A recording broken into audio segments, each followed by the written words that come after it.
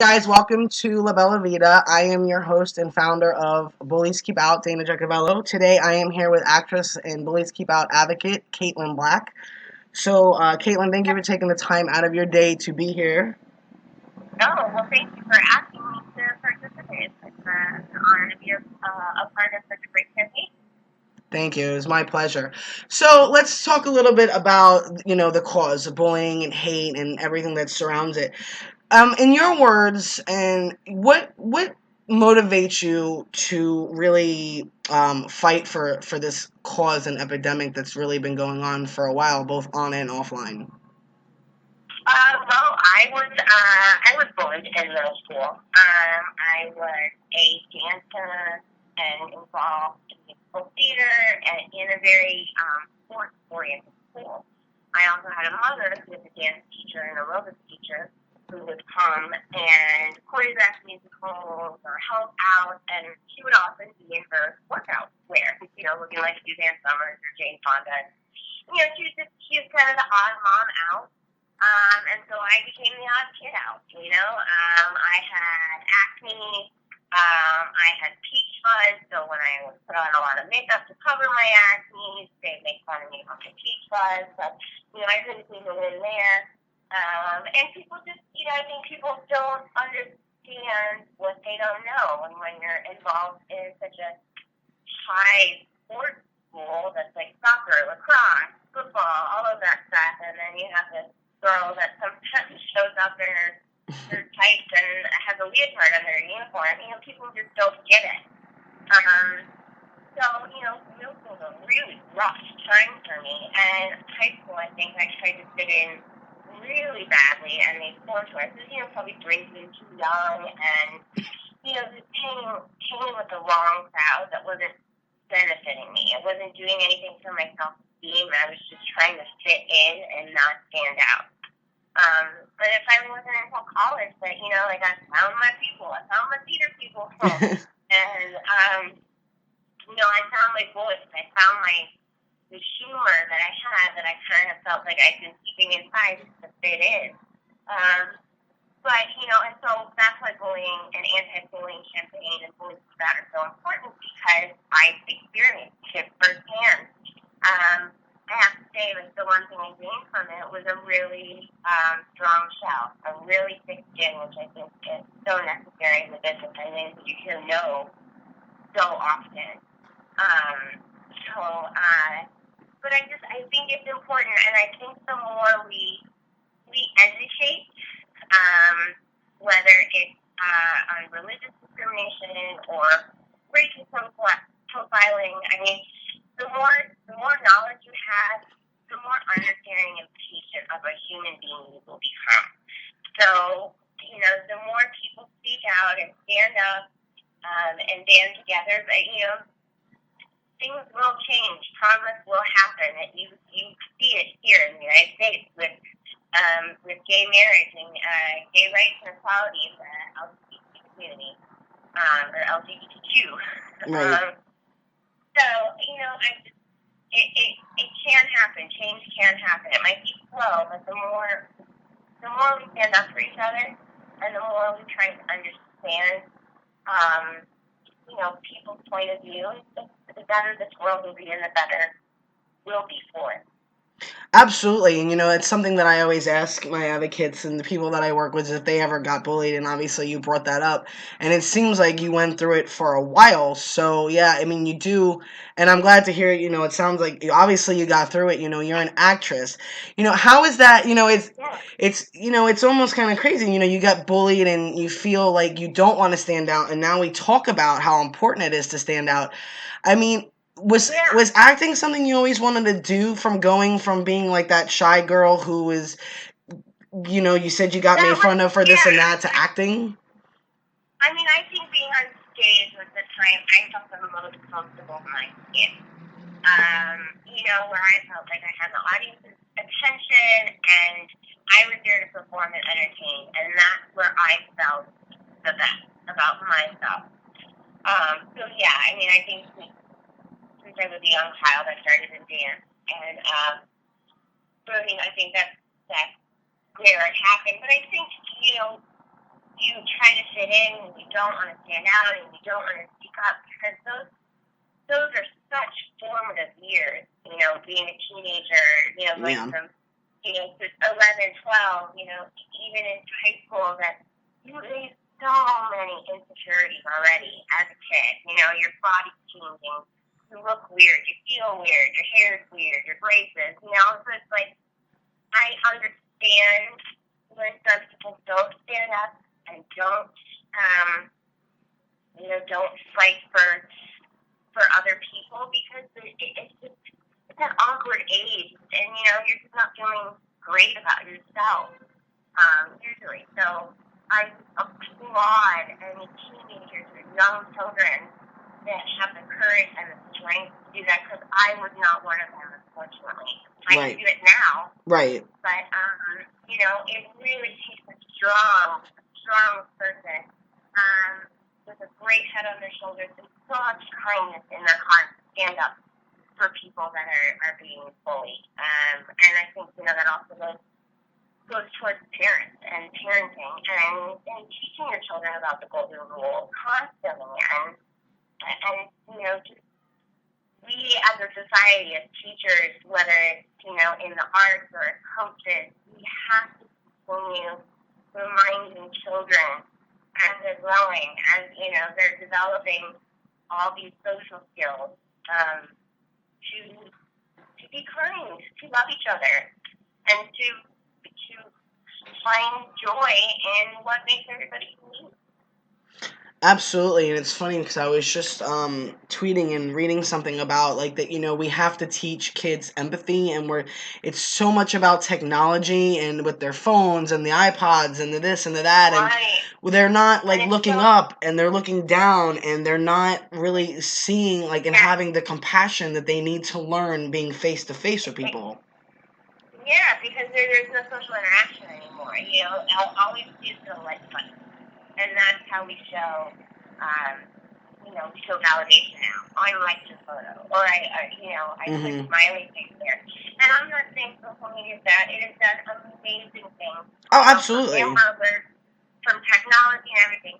But for me, hopefully one day when I do become a mother, my child will have a flip phone. There will be no Facebook. There will be no Twitter. You don't get a real phone maybe to start driving, and the only computer in the house in the communal part of the house.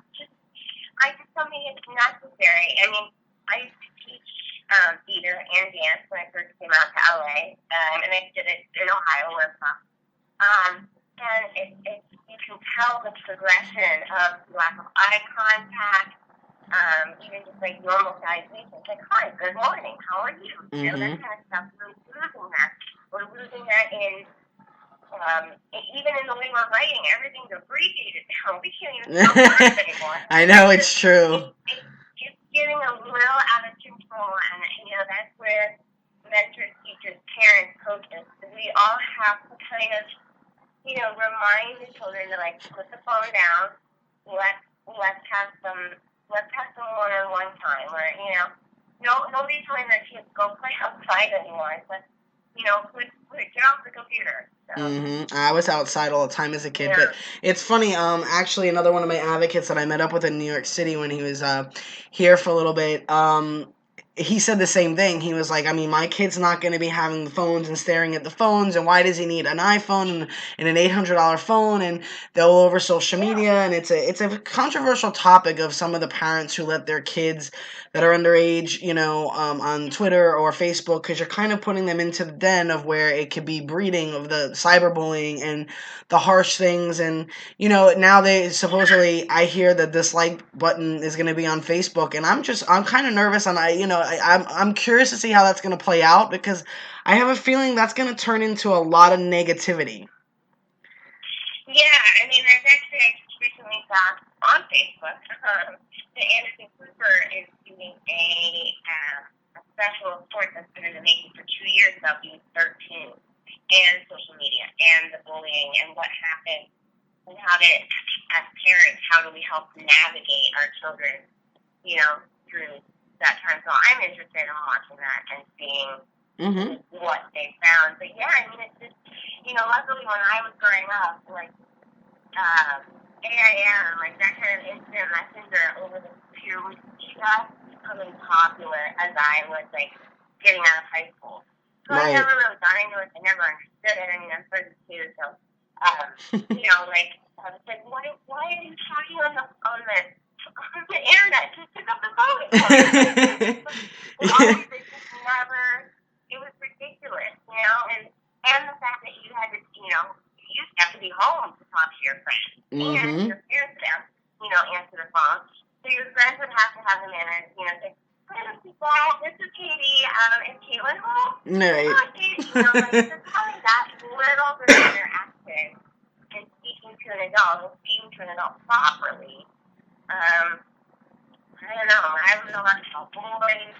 I was on a date till I was 16. I didn't have a phone. I had a pager. Yeah. I had a pager. But I mean, I didn't have a phone until I started driving. Even then, it was a car phone just for emergencies. Right. Well, So, I mean, I completely hear you there. I mean, I'm 36. When I was a kid, I was outside. I never was inside, and I had a beeper, and I had to go look for a payphone. Yeah, exactly. Yeah, and the thing is like it's never gonna go backwards. So we have to find a way to educate our children on how to be responsible on social media. I think also social media's responsibility, like Facebook and Twitter, to watch out for nude photos Absolutely. of young children that don't know what they're doing. There's gotta be a checks and balances there, so that we're protecting these kids who are insecure and doing things that, yes, looks like they are going to regret, whether it's bullying, whether it's taking photos, because they're children. They are still children, and they're going to make mistakes. And so I think, there's got to be getting stronger privacy laws and stuff happening with Facebook, with Instagram, with Line, with all of that stuff. And, I think if you're under 16, you should have to have your parent help you sign up. Like, your parents should get notifications on your account. Right. Because I think that's important. Yeah, as a 13-year-old, you don't need to be, like, posting, bathroom selfies of yourself. You don't. But, if you're feeling pressured, you're going to do that. So, and every household seems to have two parents who are working, one or two jobs. So it's hard to keep track of your kids. I'm not blaming parents either. It's the communal responsibility to have to protect your children. Yeah, it's very true. I think it's a controversial subject, the whole social media and the Facebook and Twitter thing. A lot of people have said to me, "Well, is it their responsibility? Is it the parents?" I said, it takes a village. Like that saying, it takes a village. Exactly. And Facebook and Twitter sometimes, the social media people, they're like, "Well, if you let your kids do it, that's your choice." Yeah, but I mean, honestly, I get that they would have to have entire departments dedicated to this, but maybe they should, because even with adults, it's not just kids. Even adults have problems. We still got unemployment issues in this country. That department, go employ some people. Absolutely. There's people that that should be watching out for our children. I don't know. Look at substitute teachers. I mean, like look at people that already work with children that that would be a perfect fit for those jobs. And I really do think when you sign up for an account, you should have to give your birth date. And and of course, some kids are always going to continue to find a way around it. Yeah. But so if you're under 16, then you need a parent to also sign up under your parent's email so that they're notified of anything. I just think that's responsible. It's like putting a rating on a movie, NC-17R. This is a new form of media that we're navigating, and there has to be better checks and balances on it. Yeah, you're kind of like saying, I understand, like making it less accessible and not so easy, because there are ways around it. Let's face it, if kids want to do something these days, they're going to do it. They'll find a way. The parents don't know. Exactly. But like I said, I mean, I even see it with adults. They post a picture, bullying sites that like there was one time of like a page dedicated to bullying young person, young adult. I get a lot of adults that come to me all the time. Even celebrities and advocates that have told me bullying stories, and it's just it's prevalent all over. It's all ages. There's really no limitations on it, and for you, it was great. Like, you found it was almost like a therapy through your performing arts, which is great because I think that a form of therapy is what everybody needs. That's very important to find something. And the stigma of therapy. Like, okay, so maybe not everybody's an artist or not everyone's talent, but, the mental health, like, stigmas in this society, like, everybody should talk to them. It doesn't have to be a therapist, it could be a mentor, it could be a teacher, but, you will always feel better if you talk to somebody about your feelings in a safe space where there's no judgment. And I think therapy is wonderful, and I think there should be more school counselors checking in with kids and just making them feel like they can open up and talk, because you're right, I was really lucky that I found my peace when I was on stage. That, Right. That was my happy place. So, and not everybody has that. No, they don't. And that's why we do mentoring and coaching here at Bullies Keep Out, because it's not really about psychiatrists, counselors, therapists. We're not saying, that's not a good outlet as well, but it's as simple sometimes like you said, mentoring. They just need someone to vent or someone to talk to or someone to listen. And they don't always want it to be someone they know. They sometimes just need another outlet. So I think as many outlets as we give any age of people, is very important to have. So, like you said, I don't think it. I think it doesn't matter if it's a teacher or a professional or someone that's just mentoring or doing life coaching or whatever it may be. It's not always about the professional aspect of it, and that's in per se. To switch back to a little topic that's important that we were talking about earlier about stigmas and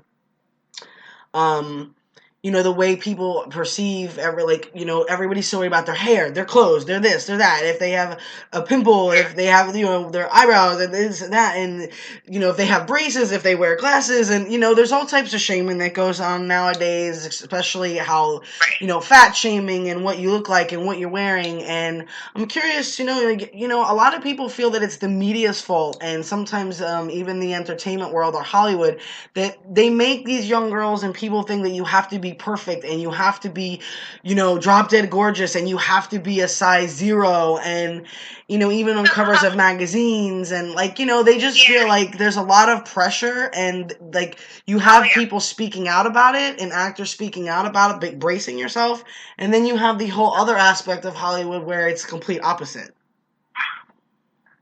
Yeah, I mean, first of all, I will never be a size 0.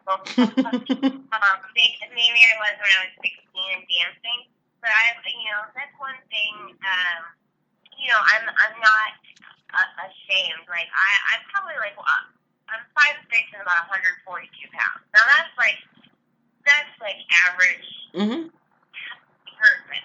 In Hollywood, that's a little, I could definitely stand to drop 20 pounds. Am I going to do it? No. Could I tone up a little bit? Yeah, absolutely. Right. But there's a difference between being healthy and being skinny, and being healthy and being overweight. Some people are like, oh, love your body. Well, some people just have it. There's skinny shaming, too. There's some people have a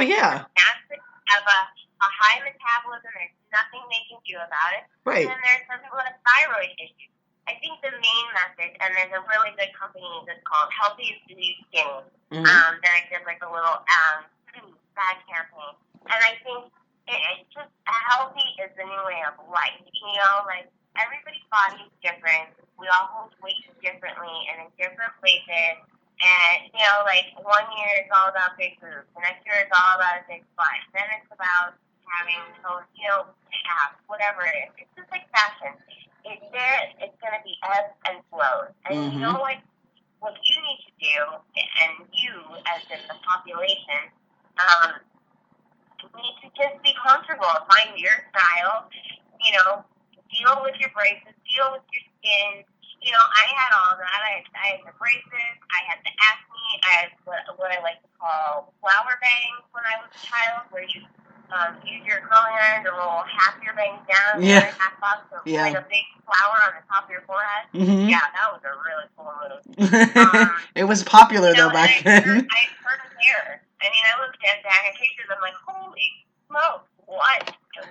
What a poster child for like, who is, you know, for bullying. But the thing is, and it's so hard when you're in it. That it, you know, just like with the coming out campaign, like it gets better. It will get better. I promise. And you're still gonna have days where you feel shitty about yourself. That's natural. Everybody has that. The most perfect Victoria's Secret model has shitty days. I guarantee it. Oh yeah. You know, and having money doesn't guarantee you happiness, and being beautiful doesn't guarantee happiness. You have to be happy with yourself and take care of yourself in whatever way that, you know, whatever is the best for you, whether that's healthy eating, that's exercise, that's going out with friends, being around animals, you know, whatever it is that brings out the best in you.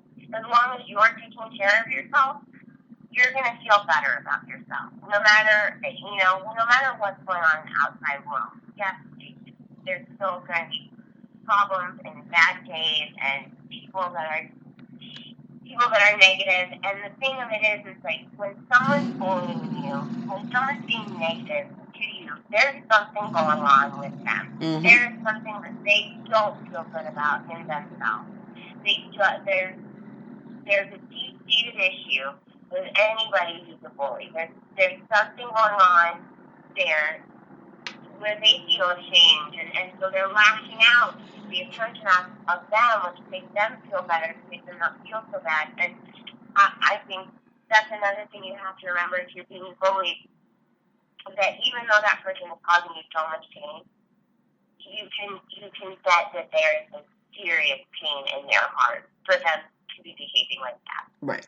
Yeah, that and anger and all types of emotions that they're not dealing with. And I tell people that all the time because we don't exclude anybody. We work with bullies as well. I mean, everybody's a victim in this scenario. I'm not saying people shouldn't answer for their actions or their behaviors or people talk consequences. Yes, I mean, I agree with that. But we also need to be helping and, almost rehabilitating and trying to do that, not just because I think you just cause and create more anger and more buildup of resentment and hate and just slapping them with a punishment and not doing anything else. I mean, and like I said, that goes for both. That goes for any age when you're bullying and in any situation, but especially with young kids and teens.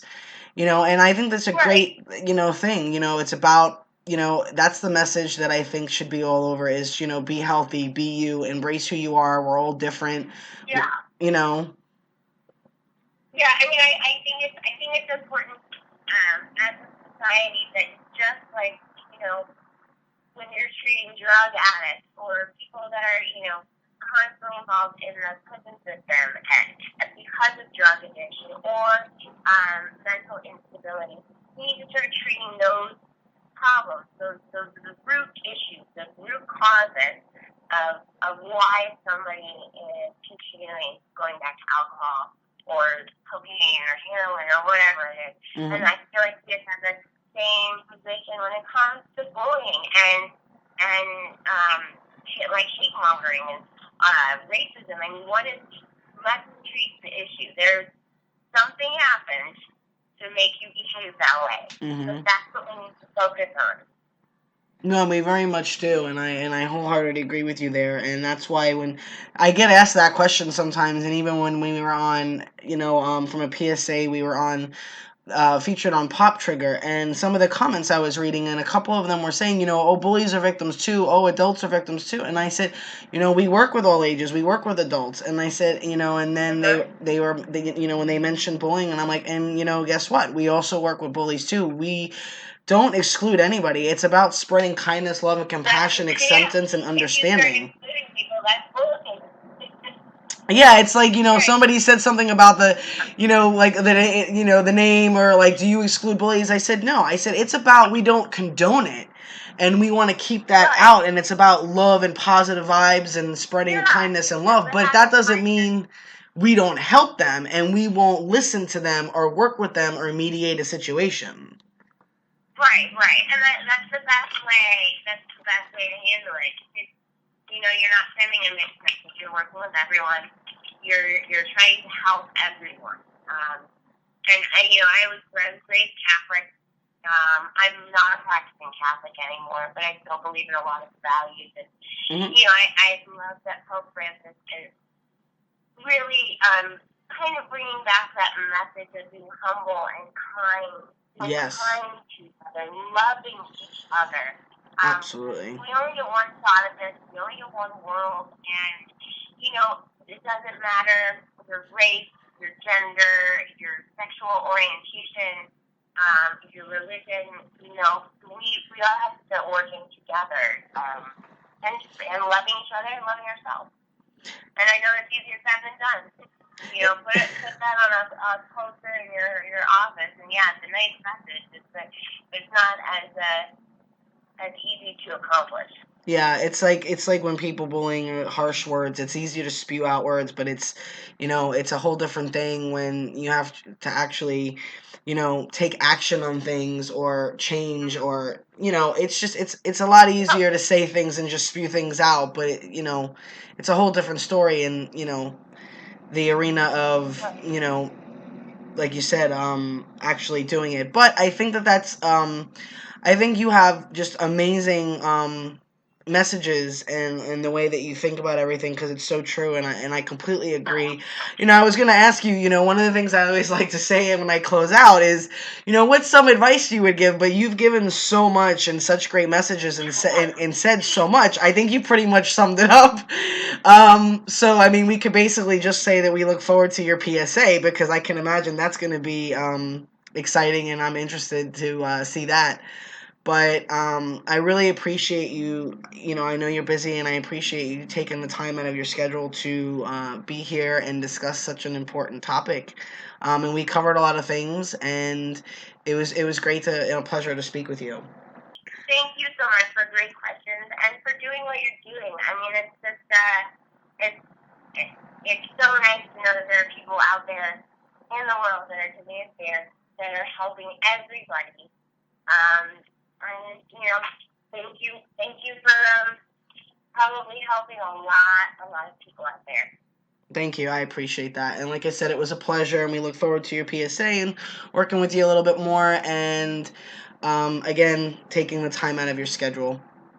It was my pleasure. I hope everybody enjoyed this little chat with Kaitlyn Black, and be kind and love big, guys.